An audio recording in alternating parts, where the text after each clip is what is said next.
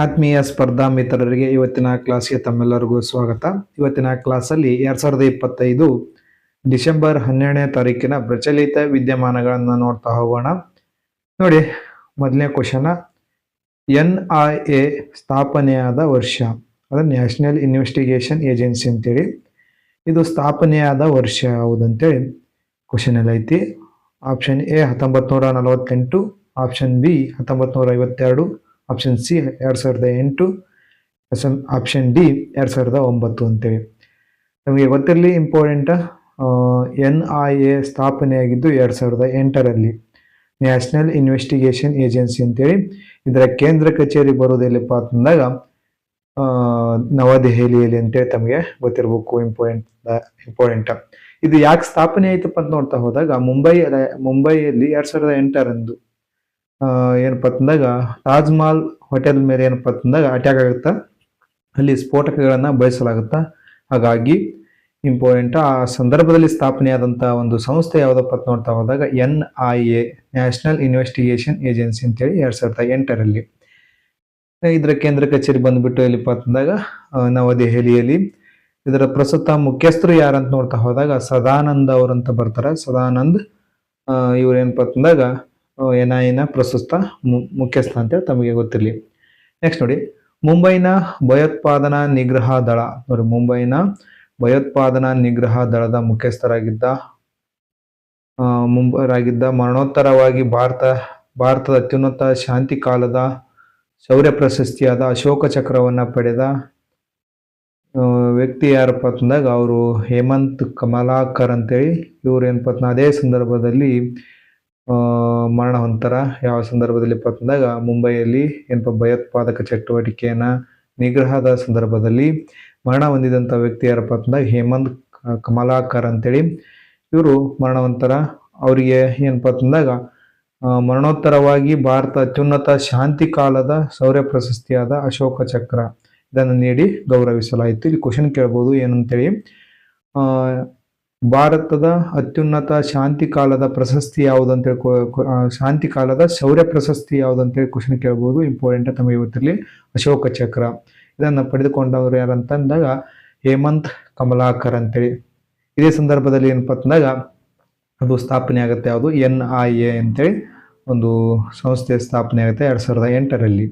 Important, ಮುಂಬೈನಲ್ಲಿ ಏನಪ್ಪ ಅಂತಂದಾಗ ಭಯೋತ್ಪಾದಕ ಚಟುವಟಿಕೆಗಳನ್ನು ನಿಗ್ರಹಿಸುವ ಸಲುವಾಗಿ ಈ ವ್ಯಕ್ತಿ ಏನಪ್ಪ ಅಂತಂದಾಗ ನಿಷ್ಠಾವಂತ ಅಧಿಕಾರಿ ಏನಪ್ಪ ಅಂತಂದಾಗ ಆ ಸಂದರ್ಭದಲ್ಲಿ ಮರಣವಂತರ. ಅವರಿಗೆ ಏನಪ್ಪ ಅಂತಂದಾಗ ಭಾರತದ ಅತ್ಯುನ್ನತ ಶಾಂತಿ ಕಾಲದಲ್ಲಿ ನೀಡುವಂಥ ಶೌರ್ಯ ಪ್ರಶಸ್ತಿಯಾದ ಅಶೋಕ ಚಕ್ರವನ್ನು ನೀಡಿ ಗೌರವಿಸಲಾಗುತ್ತೆ. ಹಾಗಾಗಿ ಆ ಕ್ವಶನ್ ಅನ್ನ ತೆಗೆದುಕೊಂಡು ಬಂದಿದ್ದೀನಿ ಸ್ನೇಹಿತರೆ. ನೆಕ್ಸ್ಟ್ ನೋಡ್ತಾ ಹೋಗೋಣ, ದಾದಾ ಸಾಹೇಬ್ ಫಾಲ್ಕೆ ಪ್ರಶಸ್ತಿಯನ್ನ ಯಾವ ಕ್ಷೇತ್ರಕ್ಕೆ ನೀಡಲಾಗುತ್ತದೆ ಅಂತೇಳಿ. ಇಂಪಾರ್ಟೆಂಟ್, ಇದು ಸಹ ನ್ಯೂಸ್ ಪೇಪರ್ ಅಲ್ಲೇ ಬಂದಿದ್ದು. ದಾದಾ ಸಾಹೇಬ್ ಫಾಲ್ಕೆ ಪ್ರಶಸ್ತಿಯನ್ನ ಯಾವ ಕ್ಷೇತ್ರಕ್ಕೆ ನೀಡಲಾಗುತ್ತದೆ ಅಂತೇಳಿ. ಆಪ್ಷನ್ ಎ ವೈದ್ಯಕೀಯ ಕ್ಷೇತ್ರ, ಆಪ್ಷನ್ ಬಿ ಸಾಹಿತ್ಯ ಕ್ಷೇತ್ರ, ಆಪ್ಷನ್ ಸಿ ಚಲನಚಿತ್ರ ಕ್ಷೇತ್ರ, ಆಪ್ಷನ್ ಡಿ ವಿಜ್ಞಾನ ಕ್ಷೇತ್ರ ಅಂತೇಳಿ.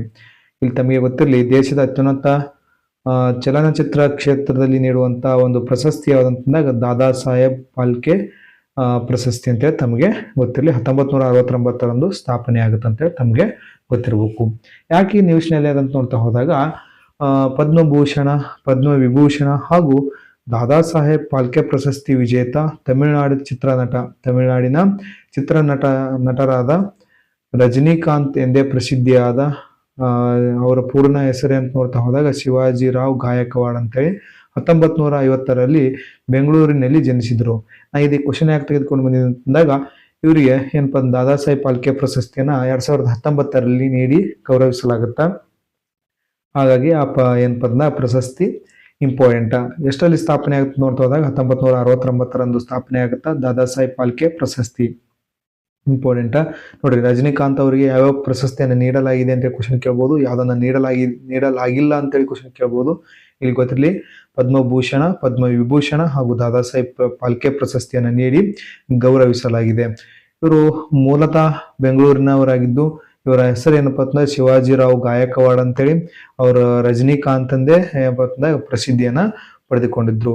ಇವರ 100 ಚಿತ್ರಗಳು ಏನಪ್ಪ ಅಂತಂದಾಗ 105 ಚಿತ್ರಗಳು ಸಕ್ಸಸ್ಫುಲ್ ಆಗಿವೆ. ಒಂದು ಏನಪ್ಪ ಅಂತಂದಾಗ ಫೇಲ್ಯೂರ್ ಆಗಿಲ್ಲ. ಹಾಗಾಗಿ ಇವರು ಇವರಿಗೆ ಪದ್ಮಭೂಷಣ, ಪದ್ಮವಿಭೂಷಣ ಮತ್ತು ದಾದಾ ಸಾಹೇಬ್ ಫಾಲ್ಕೆ ಪ್ರಶಸ್ತಿಯನ್ನು ನೀಡಿ ಗೌರವಿಸಲಾಗಿದೆ ಅಂತೇಳಿ ತಮಗೆ ಗೊತ್ತಿರಲಿ. ನೆಕ್ಸ್ಟ್ ನೋಡಿ, ದಾದಾ ಸಾಹೇಬ್ ಫಾಲ್ಕೆ ಪ್ರಶಸ್ತಿಯನ್ನು ಪಡೆದುಕೊಂಡವರು 2025ರಲ್ಲಿ ಯಾರಂತ ನೋಡ್ತಾ ಹೋದಾಗ ಮೋಹನ್ ಲಾಲ್ ಅಂತೇಳಿ ಮಲಯಾಳಂ ಇಂಡಸ್ಟ್ರಿಯಲ್ಲಿ ಬರುವಂಥ ಒಬ್ಬ ಚಿತ್ರ ನಟ ಅಂತೇಳಿ ಗೊತ್ತಿರಲಿ, ಮೋಹನ್ ಲಾಲ್ ಅಂತೇಳಿ. ನೆಕ್ಸ್ಟ್ 2024ರಲ್ಲಿ ಯಾರಿಗೆ ನೀಡಲಾಯಿತು ಅಂತ ನೋಡ್ತಾ ಹೋದಾಗ ಮಿಥುನ ಚಕ್ರವರ್ತಿ ಅವರಿಗೆ ನೀಡಲಾಯಿತು ಹಿಂದಿ ಭಾಷೆಗೆ. ಇಂಪಾರ್ಟೆಂಟ್ ಆಗಿ ಕೇಳ್ತಾನ. 73ನೇ ಅಥವಾ 2023ರಲ್ಲಿ ಯಾರಿಗೆ ನೀಡಲಾಯಿತು ದಾದಾ ಸಾಹೇಬ್ ಫಾಲ್ಕೆ ಪ್ರಶಸ್ತಿ ಅಂತ ನೋಡ್ತಾ ಹೋದಾಗ ರೇಖಾನ್ ಅವರಿಗೆ ನೀಡಲಾಗುತ್ತಾ ಹಿಂದಿ ಚಿತ್ರನಟರಿಗೆ. ನೆಕ್ಸ್ಟ್ ಇಲ್ಲಿ ನೋಡಿ, 2019ರಲ್ಲಿ ರಜನಿಕಾಂತ್ ಅವರಿಗೆ ತಮಿಳು ಭಾಷೆಯಲ್ಲಿ, 2021ರಲ್ಲೂ ಸಹ ಅವರೇ ಗೆಲ್ತಾರ. ರಜನಿಕಾಂತ್ ಅವರೇ ಏನಪ್ಪ ಅಂತಂದಾಗ 2 ಬಾರಿ ದಾದಾ ಸಾಹೇಬ್ ಫಾಲ್ಕೆ ಪ್ರಶಸ್ತಿಯನ್ನ ಪಡೆದುಕೊಳ್ತಾರೆ. ಯಾರು? ರಜನಿಕಾಂತ್ ಅವರು 2019, 2021ರಂದು.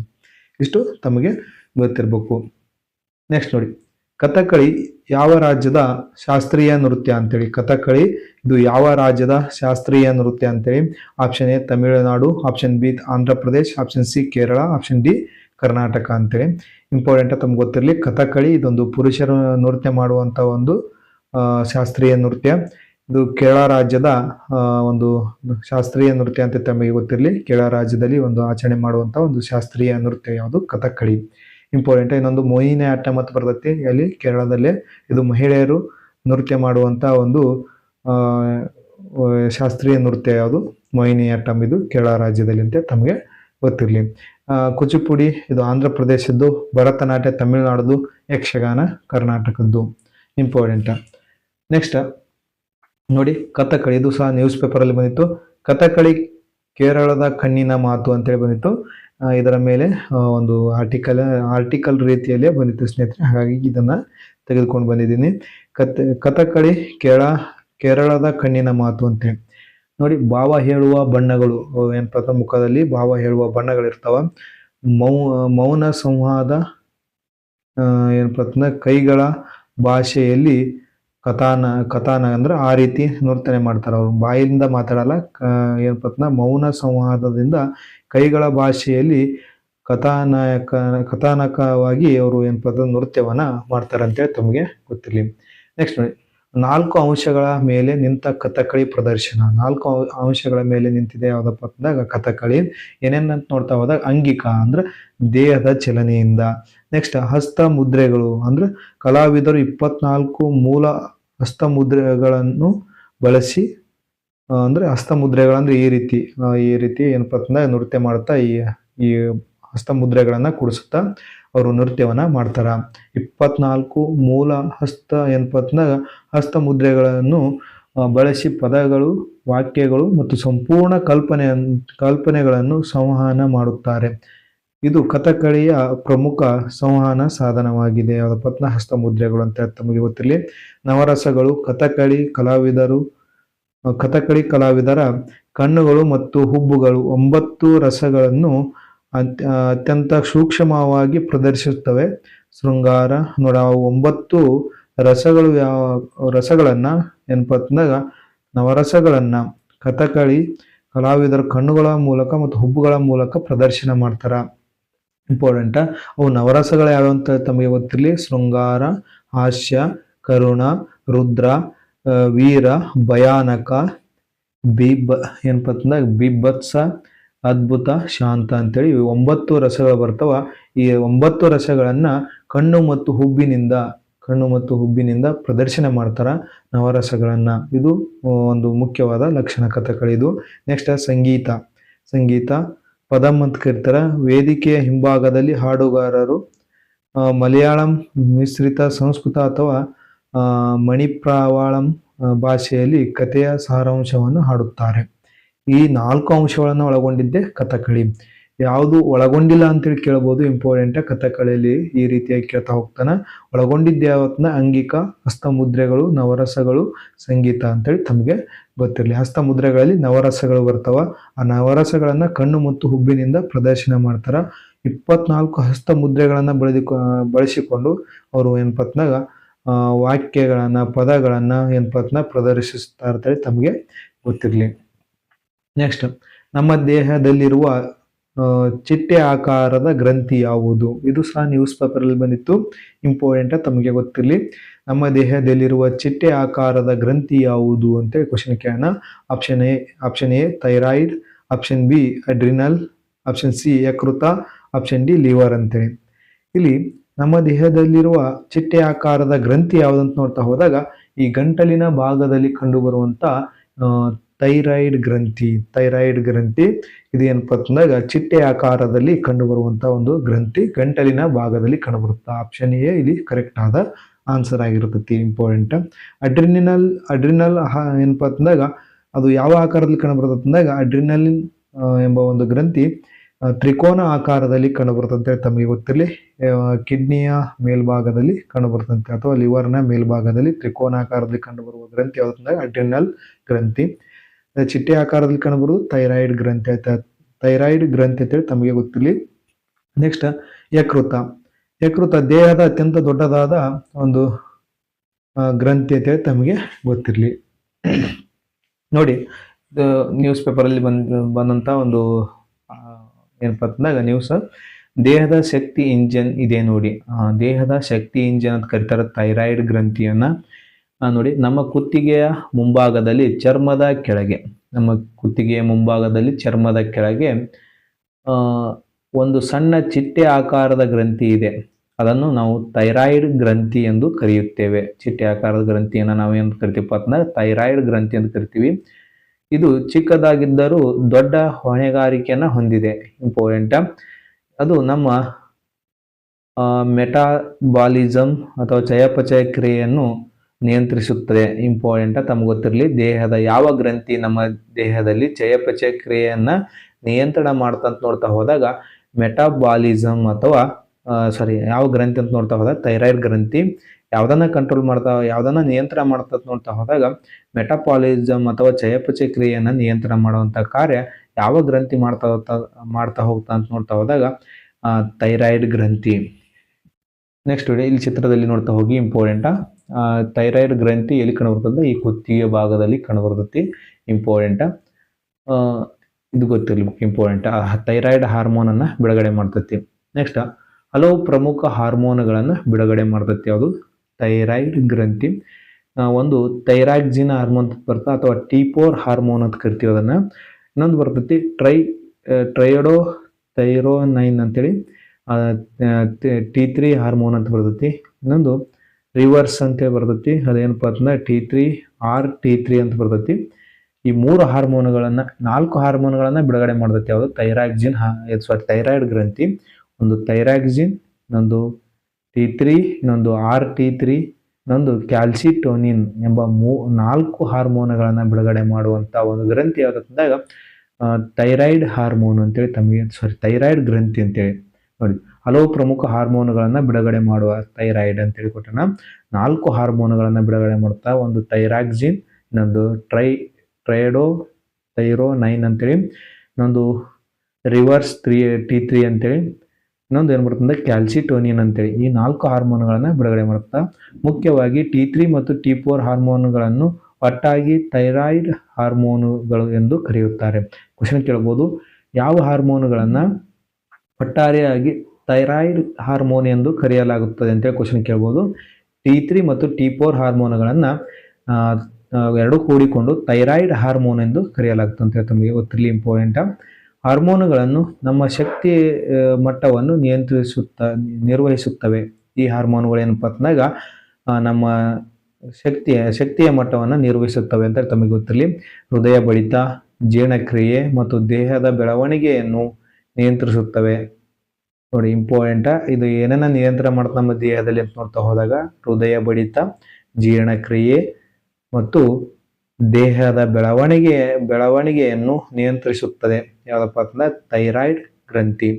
ನೆಕ್ಸ್ಟ್ ಕ್ಯಾಲ್ಸಿಟೋನಿನ್ಗೊಂದು ವಿಭಿನ್ನ ಕೆಲಸವಿದೆ. ಅದು ರಕ್ತ, ಮೂಳೆ ಮತ್ತು ದೇಹದಲ್ಲಿನ ಕ್ಯಾಲ್ಸಿಯಂ ಪ್ರಮಾಣವನ್ನು ನಿಯಂತ್ರಿಸಲು ಸಹಾಯ ಮಾಡುತ್ತದೆ. ಅದು ಕ್ಯಾಲ್ಸಿಟೋನಿನ್ ಎಂಬ ಹಾರ್ಮೋನು ಬಿಡುಗಡೆ ಮಾಡುವುದು ಗ್ರಂಥಿ ಯಾವ್ದಂತಂದಾಗ ಥೈರಾಯ್ಡ್ ಗ್ರಂಥಿ. ಈ ಥೈರಾಯ್ಡ್ ಗ್ರಂಥಿ ಕ್ಯಾಲ್ಸಿಟೋನಿನ್ ಎಂಬ ಹಾರ್ಮೋನ್ ಅನ್ನ ಬಿಡುಗಡೆ ಮಾಡ್ತತಿ. ಅದರ ಕಾರ್ಯ ಏನಂತ ನೋಡ್ತಾ ಹೋದಾಗ ಅದು ರಕ್ತದ ಅದು ರಕ್ತ, ಮೂಳೆ ಮತ್ತು ದೇಹದಲ್ಲಿನ ಕ್ಯಾಲ್ಸಿಯಂ ಪ್ರಮಾಣವನ್ನು ನಿಯಂತ್ರಿಸಲು ಸಹಾಯ ಮಾಡುತ್ತದೆ. ಯಾವುದು? ಕ್ಯಾಲ್ಸಿಟೋನಿನ್. ಇಂಪಾರ್ಟೆಂಟ್. ಥೈರಾಯ್ಡ್ ಸರಿಯಾಗಿ ಕೆಲಸ ಮಾಡುತ್ತಿರುವಾಗ ನಾವು ಚುರುಕು, ಏಕಾಗ್ರತೆ ಹೊಂದಿದ್ದು ಸಮತೋಲನದಲ್ಲಿದ್ದೇವೆ ಎಂದು ಅರ್ಥ. ಇಂಪಾರ್ಟೆಂಟ್. ಅದು ಏನಪ್ಪ ಅಂತಂದಾಗ ಥೈರಾಯ್ಡ್ ಗ್ರಂಥಿ ಸರಿಯಾಗಿ ಕೆಲಸ ಮಾಡಿದ್ರ ಮಾನವ ಚುರುಕು, ಏಕಾಗ್ರತೆ ಹೊಂದಿದ್ದು ಸಮತೋಲನದಲ್ಲಿದ್ದೇ ಇರುತ್ತಾನೆ. ಇಂಪಾರ್ಟೆಂಟ್ ಎಂಬ ಭಾವನೆ ಉಂಟು ಮಾಡುತ್ತದೆ. ಆದರೆ ಅದೇ ಥೈರಾಯ್ಡ್ ಗ್ರಂಥಿ ಹಾರ್ಮೋನುಗಳನ್ನು ತುಂಬ ಹೆಚ್ಚು ಅಥವಾ ತುಂಬ ಕಡಿಮೆ ಉತ್ಪಾದಿಸಿದರೆ ಅದು ನಮ್ಮ ಭಾವನೆಗಳ ಮೇಲೆ ಪರಿಣಾಮ ಬೀರುತ್ತದೆ. ದಣಿವು, ಚಿಂತೆ, ಸೋಮಾರಿತನ ಉಂಟು ಮಾಡುತ್ತದೆ. ನೋಡಿ, ಇಂಪಾರ್ಟೆಂಟ್. ಅದು ಕಡಿಮೆ ಬಿಡುಗಡೆ ಆದರೆ ಅಥವಾ ಹೆಚ್ಚು ಬಿಡುಗಡೆ ಆದರೆ ಏನನ್ನು ಉಂಟು ಮಾಡುತ್ತೆ ಮನುಷ್ಯನಲ್ಲಿ ಕೇಳಿದಾಗ? ದಣಿವು, ಚಿಂತೆ, ಸೋಮಾರಿತನವನ್ನು ಉಂಟು ಮಾಡ್ತತಿ. ಅದೇ ಏನಪ್ಪ ಅಂತಂದ್ರೆ ಕರೆಕ್ಟ್ ಆಗಿತ್ತಂದ್ರ ಚುರುಕು, ಏಕಾಗ್ರತೆ ಮತ್ತು ಸಮತೋಲನವನ್ನ ಕಾಪಾಡ್ತದೆ. ಚಯಾಪಚಯ ಕ್ರಿಯೆಯನ್ನ ನಿಯಂತ್ರಣ ಮಾಡ್ತತಿ. ನೋಡಿ, ಜೀರ್ಣಕ್ರಿಯೆ ಮತ್ತು ದೇಹದ ಬೆಳವಣಿಗೆ ನಿಯಂತ್ರಿಸುತ್ತದೆ. ಹೃದಯ ಬಡಿತವನ್ನು ನಿಯಂತ್ರಣ ಮಾಡುವ ಕಾರ್ಯ ಥೈರಾಕ್ಸಿನ್ ಅಥವಾ ಥೈರಾಯ್ಡ್ ಹಾರ್ಮೋನ್ನ ಒಂದು ಕಾರ್ಯ. T3 ಮತ್ತು T4 ಎರಡೂ ಕೂಡಿಕೊಂಡು ಥೈರಾಯ್ಡ್ ಹಾರ್ಮೋನ್ ಅಂತ ಕರಿತೀವಿ. ಆ ಹಾರ್ಮೋನ್ ಏನು ಕಾರ್ಯ ಮಾಡ್ತದೆ ನಮ್ಮ ದೇಹದಲ್ಲಿ ಅಂತ ನೋಡ್ತಾ ಹೋದಾಗ ಹೃದಯ ಬಡಿತ, ಜೀರ್ಣಕ್ರಿಯೆ, ದೇಹದ ಬೆಳವಣಿಗೆಯನ್ನ ನಿಯಂತ್ರಣ ಮಾಡ್ತೈತಿ. ಕ್ಯಾಲ್ಸಿಟೋನಿನ್ ಎಂಬ ಹಾರ್ಮೋನ್ ಏನ್ ಮಾಡ್ತದೆ ಅಂದಾಗ ಅದು ರಕ್ತ, ಮೂಳೆ ಮತ್ತು ದೇಹದಲ್ಲಿರುವ ಕ್ಯಾಲ್ಸಿಯಂ ಪ್ರಮಾಣವನ್ನ ನಿಯಂತ್ರಣ ಮಾಡುವ ಒಂದು ಕಾರ್ಯವನ್ನ ಮಾಡ್ತೈತಿ. ನೆಕ್ಸ್ಟ್, ಥೈರಾಯ್ಡ್ ಸರಿಯಾಗಿದ್ದರೆ ನಮ್ಮಲ್ಲಿ ಯಾವ ರೀತಿ ಭಾವನೆ ಆಗತ್ತಂತ ನಾವು ಚುರುಕು, ಏಕಾಗ್ರತೆ ಹೊಂದಿದ್ದು ಸಮತೋಲನದಲ್ಲಿದ್ದೇವೆ ಅಂತೇಳಿ ಭಾವನೆಯನ್ನ ಉಂಟು ಮಾಡ್ತತಿ. ಇಂಪಾರ್ಟೆಂಟ್. ಅದು ಕಡಿಮೆ ಆದ್ರೆ ಏನಂತಂದಾಗ ದಣಿವು, ಚಿಂತೆ, ಸೋಮಾರಿತನ ಉಂಟು ಮಾಡ್ತಂತೆ ತಮಗೆ ಗೊತ್ತಿರಲಿ. ಅಂತ ಚಿಕ್ಕ ಗ್ರಂಥಿ ಈ ರೀತಿಯಾದ ನಮ್ಮ ದೇಹದಲ್ಲಿ ಕಾರ್ಯಗಳನ್ನ ಮಾಡ್ತಾ ಹೋಗ್ತಂತೆ ತಮಗೆ ಗೊತ್ತಿರಲಿ. ನೆಕ್ಸ್ಟ್, ಫುಟ್ಬಾಲ್ ಆಟಗಾರ ಲಿಯೋನೆಲ್ ಮೆಸ್ಸಿ ಯಾವ ದೇಶದವರು? Option A Germany, option B Argentina, option C Italy, option D Brazil ಅಂತೆ. ಫುಟ್ಬಾಲ್ ತಾರೆ ಅಥವಾ ಲಿಯೋನೆಲ್ ಮೆಸ್ಸಿ ಅವರು ಏನಪ್ಪ ಅಂತಂದಾಗ ಯಾವ ದೇಶದವರು ಅಂತೇಳಿ ಕ್ವಶನ್ ಕೇಳ್ಯಾದ. ಇಂಪಾರ್ಟೆಂಟ್. ಇಲ್ಲಿ ಆನ್ಸರ್ ಯಾವ್ದು ನೋಡ್ತಾ ಹೋದಾಗ ಅರ್ಜೆಂಟೈನಾ ಅಂತೇಳಿ. ಅರ್ಜೆಂಟೈನಾ ಇವರು ಆ ದೇಶದವರಾಗಿ ಏನಪ್ಪ ಅಂತಂದಾಗ ಫುಟ್ಬಾಲದಲ್ಲಿ ಪ್ರಸಿದ್ಧವಾದ ಒಂದು ಹೆಸರನ್ನ ಮಾಡಿದ್ದಾರೆ. ಹಾಗಾಗಿ ಇದು ಯಾವ ರೀತಿಯಾಗಿ ನ್ಯೂಸ್ ಪೇಪರ್ ಬಂದಿತ್ತು ಅಂತ ನೋಡ್ತಾ ಹೋಗೋಣ. ಇಂಪಾರ್ಟೆಂಟ್. ನೋಡಿ, ಫುಟ್ಬಾಲ್ ತಾರೆ ಮೆಸ್ಸಿ ಇಂದು ರಾತ್ರಿ ಕೋಲ್ಕತ್ತಾಗೆ ಆಗಮನ. ಇಂದು ರಾತ್ರಿ ಏನಪ್ಪ ಅಂತಂದ್ರೆ ಕೋಲ್ಕತ್ತಾಗೆ ಬರಲಿದ್ದಾರೆ. 3 ದಿನ ಭಾರತದಲ್ಲಿ ಪ್ರವಾಸ ಮಾಡಲಿದ್ದಾರೆ. ಇಂಪಾರ್ಟೆಂಟ್. ಅವರ ದೇಶ ಯಾವ್ದಂತ ಗೊತ್ತಿರಲಿ, ಅರ್ಜೆಂಟೈನಾ ಅಂತೇಳಿ. ಅವರು 3 ನಗರಗಳಿಗೆ ಭೇಟಿ ನೀಡಲಿದ್ದಾರೆ. ಯಾವಪ್ಪ ಅಂತಂದ್ರೆ ಹೈದರಾಬಾದ್, ಮುಂಬೈ, ದಿಲ್ಲಿ ಅಂತೇಳಿ. ಅವೇನು ಇಂಪಾರ್ಟೆಂಟ್ ಅಲ್ಲ, ಅಲ್ಲಿಗೆ ಭೇಟಿ ನೀಡ್ತಾರ. ಅವರ ಪ್ರತಿಮೆಯನ್ನ, ಲಿಯೋನೆಲ್ ಮೆಸ್ಸಿ ಅವರ 70 ಅಡಿ ಪ್ರತಿಮೆಯನ್ನ ಎಲ್ಲಿ ಉದ್ಘಾಟನೆ ಮಾಡಲಾಗಿದೆ ಅಂತೇಳಿ ಕ್ವಶನ್ ಕೇಳ್ತಾನೆ. ಇಂಪಾರ್ಟೆಂಟ್. ಕೋಲ್ಕತ್ತಾದಲ್ಲಿ ಉದ್ಘಾಟನೆ ಮಾಡಲಾಗ್ತಿದೆ. ಹಾಗಾಗಿ ಅವರ ಮೇಲೆ ಕ್ವಶನ್ ಅನ್ನ ಕೇಳಬಹುದು. ಯಾವ ದೇಶದವರು ಅಂದಾಗ ಅರ್ಜೆಂಟೈನಾ ದೇಶದವರು. ಮತ್ತೆ ಅವರ 70 ಅಡಿ ಪ್ರತಿಮೆಯನ್ನ ಎಲ್ಲಿ ಉದ್ಘಾಟನೆ ಮಾಡಲಾಗ್ತಿದೆ ಅಂತ ನೋಡ್ತಾ ಹೋದಾಗ ಕೋಲ್ಕತ್ತಾದಲ್ಲಿ. ಇಂಪಾರ್ಟೆಂಟ್. ಕೋಲ್ಕತ್ತಾದಲ್ಲಿ ಅಂತ ತಮಗೆ ಗೊತ್ತಿಲ್ಲ. ನೋಡಿಲಿ, ಶನಿವಾರ ಕೋಲ್ಕತ್ತಾ VIP ರಸ್ತೆಯಲ್ಲಿ ನಿರ್ಮಾಣಗೊಂಡಿರುವ ತಮ್ಮ 70 ಅಡಿ ಪ್ರತಿಮೆಯನ್ನು ಅನಾವರಣಗೊಳಿಸಲಿದ್ದಾರೆ ಅಂತ ತಮಗೆ ಗೊತ್ತಿರಲಿ. ಇಂಪಾರ್ಟೆಂಟ್.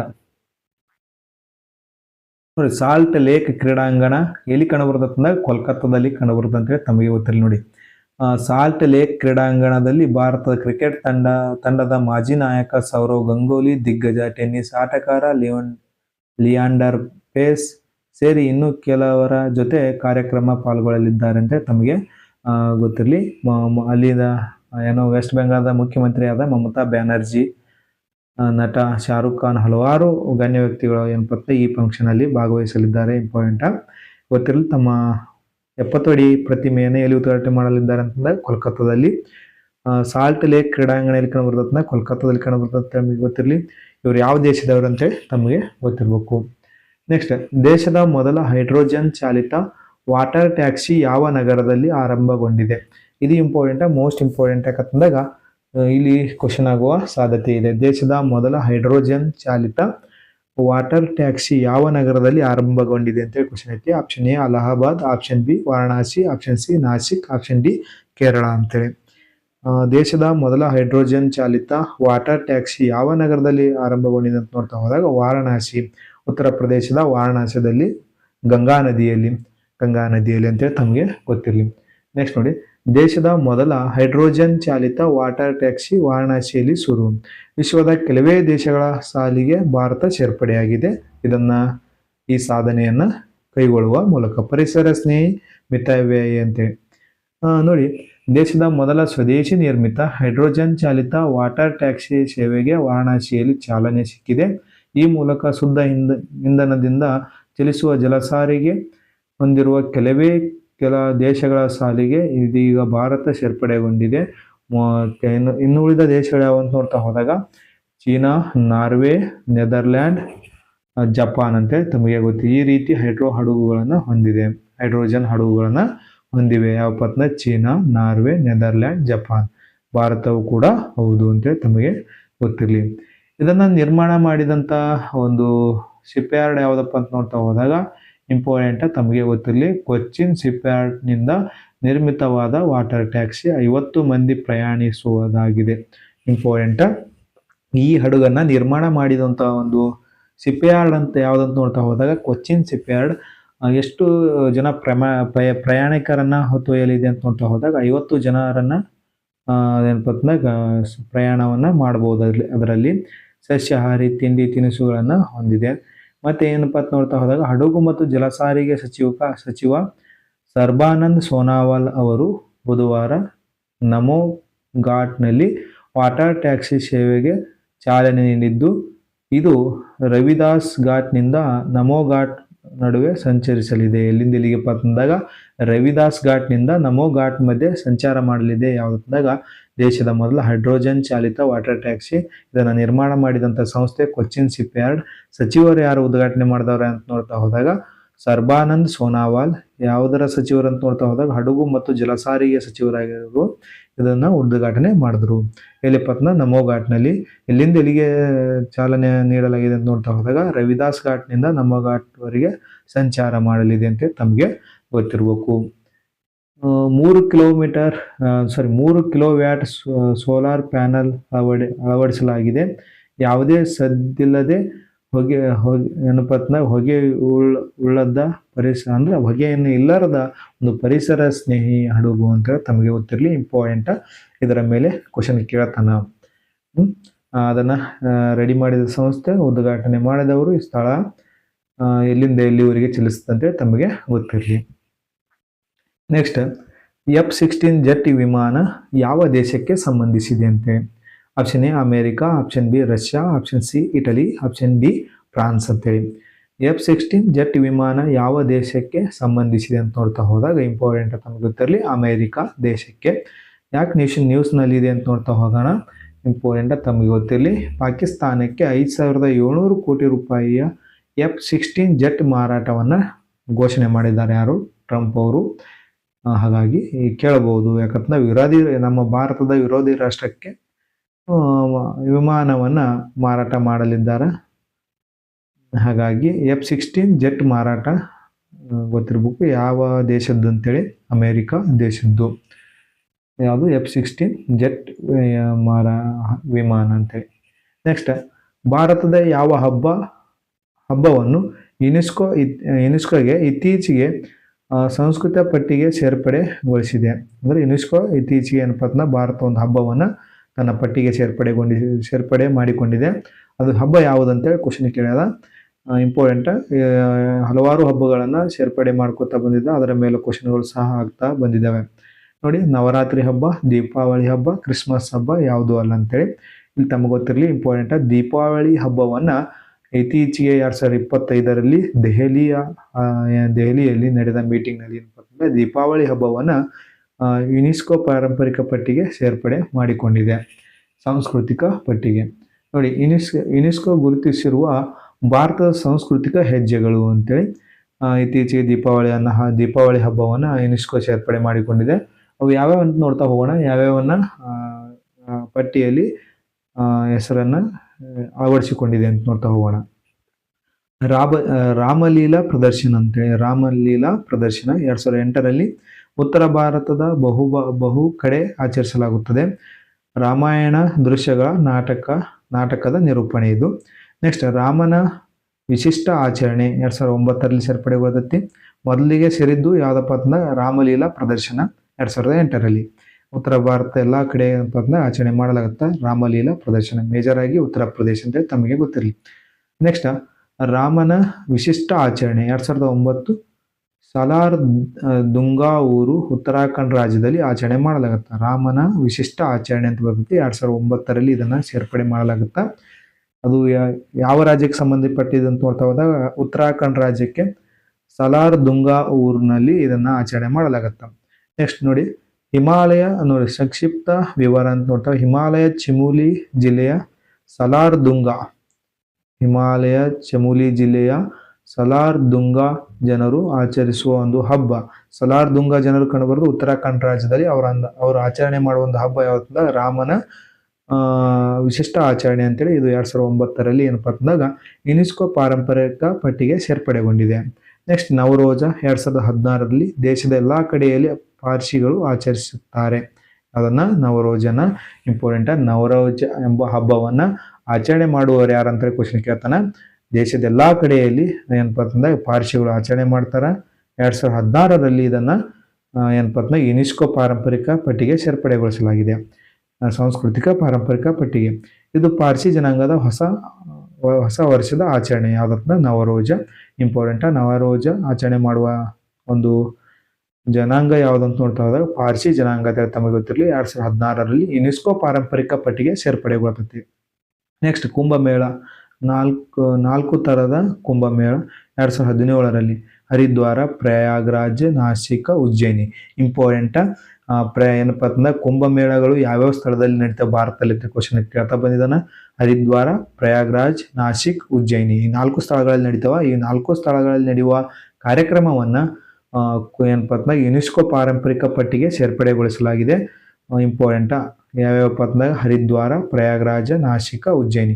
ಈ ಕ್ವಶನ್ ಆಗಿದೆ ಆಲ್ರೆಡಿ. ಭಾರತದ ಯಾವ ಸ್ಥಳಗಳಲ್ಲಿ ಏನಪ್ಪಾ ಅಂತಂದಾಗ ಕುಂಭಮೇಳ ನಡೀತಾ ಅಂತ ನೋಡ್ತಾ ಹೋದಾಗ ಹರಿದ್ವಾರ, ಪ್ರಯಾಗ್ರಾಜ, ನಾಸಿಕ, ಉಜ್ಜಯಿನಿ. ನೆಕ್ಸ್ಟ್ ಇದು 2017ರಲ್ಲಿ ಸೇರ್ಪಡೆಗೊಳ್ಳದಂತ ತಮಗೆ ಗೊತ್ತಿರಲಿ. ಎಲ್ಲಾ ಹಿಂದೂಗಳು ಪುಣ್ಯ ಸ್ನಾನ ಮಾಡಿ ಪಾವನರಾಗುತ್ತಾರೆ ಅಂತ ತಮಗೆ ಗೊತ್ತಿರಲಿ. ದುರ್ಗಾ ಪೂಜೆ 2021ರಲ್ಲಿ ಪಶ್ಚಿಮ ಬಂಗಾಳದಲ್ಲಿ ಆಚರಣೆ ಮಾಡಲಾಗುತ್ತಾ ದುರ್ಗಾ ಪೂಜೆ. ಇದರ ಮೇಲೂ ಸಹ ಕ್ವಶನ್ ಆಗಿದೆ 2021ರ PCಯಲ್ಲಿ. ಇಂಪಾರ್ಟೆಂಟ್. ಮುಂಬರುವ ಎಲ್ಲಾ ಕಾಂಪಿಟೇಟಿವ್ ಎಕ್ಸಾಮ್ಗಳಲ್ಲಿ ಕ್ವಶನ್ ಆಗ್ಬಹುದು. ದುರ್ಗಾ ಪೂಜೆ 2021ರಲ್ಲಿ ಯುನೆಸ್ಕೋ ಪಾರಂಪರಿಕ ಪಟ್ಟಿಗೆ ಸೇರ್ಪಡೆಗೊಳ್ಳತೈತಿ. ಪಶ್ಚಿಮ ಬಂಗಾಳದಲ್ಲಿ ಆಚರಣೆ ಮಾಡುವಂತಹ ಒಂದು ಹಬ್ಬ. ದುರ್ಗಾ ಮಾತೆ ಪೂಜೆ ಮಾಡಲಾಗುತ್ತಾ. ನೆಕ್ಸ್ಟ್ ಗಾರ್ಬ್ ಅಂತ ಬರ್ತೈತಿ. 2023ರಲ್ಲಿ ಇದನ್ನ ಯುನೆಸ್ಕೋಗೆ ಸೇರ್ಪಡೆ ಮಾಡಲಾಗುತ್ತಾ. ಗುಜರಾತ್ ರಾಜ್ಯದಲ್ಲಿ ಆಚರಣೆ ಮಾಡಲಾಗುತ್ತಾ. ಹಬ್ಬದ ನೃತ್ಯ ಪ್ರಕಾರ ಇದು ಗರ್ಭ ಅನ್ನೋದು. ನೆಕ್ಸ್ಟ್ ದೀಪಾವಳಿ 2025ರಲ್ಲಿ ಏನಪ್ಪಾ ಅಂತಂದಾಗ ಯುನೆಸ್ಕೋ ಪಾರಂಪರಿಕ ಪಟ್ಟಿಗೆ ಸೇರ್ಕೊಳ್ತದ. ದೇಶದ ಎಲ್ಲಾ ಕಡೆ ವೈವಿಧ್ಯಮಯ ಆಚರಣೆ ಮಾಡಲಾಗುತ್ತೆ ಅಂತೇಳಿ ತಮಗೆ ಗೊತ್ತಿರಲಿ. ಇಂಪಾರ್ಟೆಂಟ್. ಕುಂಭಮೇಳ 4 ರೀತಿಯ ಕುಂಭಮೇಳ ಕಂಡುಬರುತ್ತೆ. 4 ಪ್ರದೇಶಗಳಲ್ಲಿ ಕುಂಭಮೇಳ ಆಚರಣೆ ಮಾಡಲಾಗುತ್ತಾ. ಒಂದು ಹರಿದ್ವಾರ, ಇನ್ನೊಂದು ಪ್ರಯಾಗ್ರಾಜ, ಇನ್ನೊಂದು ನಾಸಿಕ, ಇನ್ನೊಂದು ಉಜ್ಜಯಿನಿ. ಇಂಪಾರ್ಟೆಂಟ್. ನೆಕ್ಸ್ಟ್ ನೋಡಿ 4 ಕಲಾ ಪ್ರಕಾರಗಳು ಪ್ರಾಚೀನ ಸಂಗಮ್, ಚಕ್ಕಾರ್ ಮತ್ತು ನಂಗ್ಯಾರಂ ಕೋಮಗಳ ನೃತ್ಯ ಪ್ರಕಾರ. ಕೇರಳದ ಗುಡಿಯಾಟ್ಟಂ 2008ರಲ್ಲಿ ಹಾಗೂ ಪಶ್ಚಿಮ ಬಂಗಾಳದಲ್ಲಿ ಜಾರ್ಖಂಡ್, ಒಡಿಸ್ಸಾ ವಿವಿಧ ಶೈಲಿಯ ಛೌ ನೃತ್ಯ ಪ್ರಕಾರವು 2010ರಲ್ಲಿ ಯುನೆಸ್ಕೋ ಪಟ್ಟಿಗೆ ಸೇರಿದವು. ನೋಡಿ ಇಂಪಾರ್ಟೆಂಟ್. ಇಲ್ಲಿ ಗೊತ್ತಿರಲಿ ಚಕ್ಕಾರ ಮತ್ತು ನಂಗ್ಯಾರಂ ಎಂಬ ಕೋಮುಗಳ ನೃತ್ಯ ಇದು ಯಾವ ರಾಜ್ಯದಲ್ಲಿ ಆಚರಣೆ ಮಾಡಲಾಗುತ್ತೆ ಅಂತ ಕ್ವಶನ್ ಕೇಳ್ತಾನ. ಕೇರಳ ರಾಜ್ಯದಲ್ಲಿ ಯಾವ ಪ್ರದೇಶದ ಗುಡಿಯಾಟ್ಟಂನಲ್ಲಿ ಯಾವುದು ನಂಗ್ಯಾರಂ, ಚಕ್ಯಾರಂ ಅಂತೇಳಿ. ಇದು ಏನಪ್ಪಾ ಅಂತಂದ್ರೆ ಸಂಗಮ್, ಚಕ್ಯಾರ ಮತ್ತು ನಂಗ್ಯಾರಂ ಎಂಬ ಕೋಮುಗಳ ನೃತ್ಯ ಯಾವ ರಾಜ್ಯದಲ್ಲಿ ಆಚರಣೆ ಮಾಡಲಾಗುತ್ತೆ ಅಂತ ನೋಡ್ತಾ ಹೋದಾಗ ಕೇರಳ ರಾಜ್ಯದಲ್ಲಿ 2008ರಲ್ಲಿ ಏನಪ್ಪಾ ಅಂತಂದಾಗ ಯುನೆಸ್ಕೋಗೆ ಸೇರ್ಪಡೆಗೊಳ್ಳತೈತಿ. ನೆಕ್ಸ್ಟ್ ಪಶ್ಚಿಮ ಬಂಗಾಳ, ಜಾರ್ಖಂಡ್, ಒಡಿಸ್ಸಾ ವಿವಿಧ ಶೈಲಿಗಳ ಛೌ ನೃತ್ಯ ಪ್ರಕಾರ 2010ರಲ್ಲಿ ಏನಪ್ಪಾ ಅಂತ ಯುನೆಸ್ಕೋಗೆ ಸೇರ್ಪಡೆಗೊಳ್ಳತೈತಿ. ನೋಡಿ ಎಲ್ಲಿ ಪಶ್ಚಿಮ ಬಂಗಾಳ, ಜಾರ್ಖಂಡ್, ಒಡಿಸ್ಸಾ ಇವುಗಳಲ್ಲಿ ಛೌ ನೃತ್ಯ ಅಂತೇಳಿ ಆಚರಣೆ ಮಾಡಲಾಗುತ್ತಾ. 2010ರಲ್ಲಿ ಇದು ಯುನೆಸ್ಕೋ ಸೇರ್ಪಡೆಗೊಳ್ತೈತೆ ತಮಗೆ ಗೊತ್ತಿರಲಿ. ಅದಲ್ಲದೆ 2010ರಲ್ಲಿ ರಾಜಸ್ಥಾನದ ಕಲ್ಬೇಲಿಯಾ ಬುಡಕಟ್ಟು ನಾಗಾ ನೃತ್ಯ ಮತ್ತು ಕೇರಳದ ಮುಡಿಯಟ್ಟು ನೃತ್ಯ 2010ರಲ್ಲಿ ಸೇರಿಕೊಂಡವು. ನೋಡಿ, ರಾಜಸ್ಥಾನದಲ್ಲಿ ಕಲ್ಬೇಲಿಯಾ ಬುಡಕಟ್ಟು ನಾಗಾ ನೃತ್ಯ ಇದು ಯಾವ ರಾಜ್ಯಕ್ಕೆ ಸಂಬಂಧಪಟ್ಟಿದ್ದು? ರಾಜಸ್ಥಾನಕ್ಕೆ. ಕೇರಳದ ಮುಡಿಯಟ್ಟಂ ನೃತ್ಯ 2010ರಲ್ಲಿ ಸೇರಿಕೊಂಡಿತು. ಇದು ಕಲಿ ದೈವಿಕ ನಡುವಣ ಕಥನ ನೃತ್ಯವಾಗಿದೆ. ಇಂಪಾರ್ಟೆಂಟ್, ತಮಗೆ ಗೊತ್ತಿರಲಿ. ಈ ನೃತ್ಯಗಳ ಯಾವ್ಯಾವ ಸ್ಟೇಟಲ್ಲಿ ಕಂಡುಬರ್ತವೆ ಅಂತೇಳಿ ಒಂದ್ಸರಿ ಸ್ಕ್ರೀನ್ಶಾಟ್ ಹಾಕೊಳ್ಳಿ, ಅದನ್ನ ಬರೆದಿಟ್ಕೊಳ್ಳಿ. ಇಂಪಾರ್ಟೆಂಟ್. ಚೌ ನೃತ್ಯಗಳು ಯಾವ್ಯಾವ ರಾಜ್ಯದಲ್ಲಿ ಕಂಡುಬರ್ತಾವ? ಚಕ್ಯಾರಂ, ನಂಗ್ಯಾರಂ ಯಾವ ರಾಜ್ಯಗಳಲ್ಲಿ ಕಂಡುಬರ್ತಾವ? ಮತ್ತೆ ಯಾವಪ್ಪ ಅಂತಂದಾಗ ಕಲ್ಬೇಲಿಯ ಬುಡಕಟ್ಟು ನಾಗಾ ನೃತ್ಯ, ಇನ್ನೊಂದು ಕೇರಳದ ಮುಡಿಯಟ್ಟು ನೃತ್ಯ ಅಂತೇಳಿ ಇವು ಯಾವ ರಾಜ್ಯದಲ್ಲಿ ಕಂಡುಬರ್ತಾವ ಅಂತ ತಮಗೆ ಗೊತ್ತಿರಲಿ. ಕ್ವಶನ್ ಅನ್ನ ಕೇಳ್ತಾ ಹೋಗ್ತಾನ. ನೆಕ್ಸ್ಟ್, 3 ಪ್ರಾಚೀನ ಕೃತಿಗಳು. 2008ರಲ್ಲಿ ವೇದ ಮಂತ್ರಗಳ ಸುಶ್ರವ್ಯ ಘೋಷ, 2012ರಲ್ಲಿ ಲಡಾಖ್ನ ಬೌದ್ಧ ಗ್ರಂಥ ಪಠಣ ಮತ್ತು 2013ರಲ್ಲಿ ಕೃಷ್ಣನ ಕುರಿತು ಸಂಗೀತ ನೃತ್ಯ ಪ್ರಕಾರ ಮಣಿಪುರ್ ಸಂಕೀರ್ತನೆಯು ಯುನೆಸ್ಕೋ ಪಟ್ಟಿಗೆ ದಾಖಲಾದವು. ಕೃಷ್ಣನ ಕುರಿತ ಸಂಗೀತ ನೃತ್ಯ ಯಾವುದಪ್ಪ ಅಂತ ನೋಡ್ತಾ ಹೋದಾಗ ಮಣಿಪುರದ ಸಂಕೀರ್ತನೆಯ ಯುನೆಸ್ಕೋ ಪಟ್ಟಿಗೆ ಇತ್ತೀಚೆಗೆ ಏನಪ್ಪ ಸೇರ್ಪಡೆಗೊಂಡಿವೆ. ಕರಕುಶಲ ಕಲೆಗೂ ಪಟ್ಟಿಯಲ್ಲಿ ಜಾಗ. ಪಂಜಾಬ್ ಮತ್ತು ಜಂಡಿಯಾಲು ಗುರು ಪ್ರದೇಶದಲ್ಲಿ ತತ್ಯಾರ್ ಜನಾಂಗದವರು ಕಂಚು ಮತ್ತು ತಾಮ್ರವನ್ನು ಬಳಸಿ ತಯಾರಿಸುವ ವಿಶಿಷ್ಟ ಪಾತ್ರೆಯೊಂದು ಸಹ 2014ರಲ್ಲಿ ಯುನೆಸ್ಕೋ ಪಟ್ಟಿಯಲ್ಲಿ ಸ್ಥಾನವನ್ನು ಪಡೆದುಕೊಂಡಿದೆ ಅಂತೇಳಿ ತಮಗೆ ಗೊತ್ತಿರಲಿ. ಎಲ್ಲಿ? ಪಂಜಾಬ್ ಮತ್ತು ಜಂಡಿಯಾಲ್. 2016 ಯೋಗ ಕಾರ್ಯಕ್ರಮಕ್ಕೆ ಮನ್ನಣೆ. 2016ರಲ್ಲಿ ಯೋಗ ಕಾರ್ಯಕ್ರಮಕ್ಕೆ ಮನ್ನಣೆಯನ್ನು ನೀಡಲಾಗುತ್ತಾ. AI ನಿರ್ಮಾತೃಗಳಿಗೆ 2025ರ ಟೈಮ್ ವರ್ಷದ ವ್ಯಕ್ತಿ ಗೌರವವನ್ನು ನೀಡಿ ಗೌರವಿಸಲಾಗಿದೆ. ಇಷ್ಟೇ ಗೊತ್ತಿರಲಿ. AI ಬಗ್ಗೆ ನಾವು ಸಂಪೂರ್ಣವಾಗಿ ನೆಕ್ಸ್ಟ್ ಕರೆಂಟ್ ಅಫೇರ್ಸ್ಗಳಲ್ಲಿ ಬರ್ತದ, ಅದರ ಕುರಿತು ಚರ್ಚೆ ಮಾಡ್ತಾ ಹೋಗೋಣ. ಇಲ್ಲಿವರೆಗೆ ನನ್ನ ಕ್ಲಾಸನ್ನು ನೋಡಿದಂಥ ತಮ್ಮೆಲ್ಲರಿಗೂ ಧನ್ಯವಾದಗಳು. ಆದಷ್ಟು ನಿಮ್ಮ ಸ್ನೇಹಿತರಿಗೂ ಶೇರ್ ಮಾಡ್ತಾ ಹೋಗಿ, ಸಬ್ಸ್ಕ್ರೈಬ್ ಮಾಡಿ, ಸಪೋರ್ಟ್ ಮಾಡಿ. Thank you so much. Bye.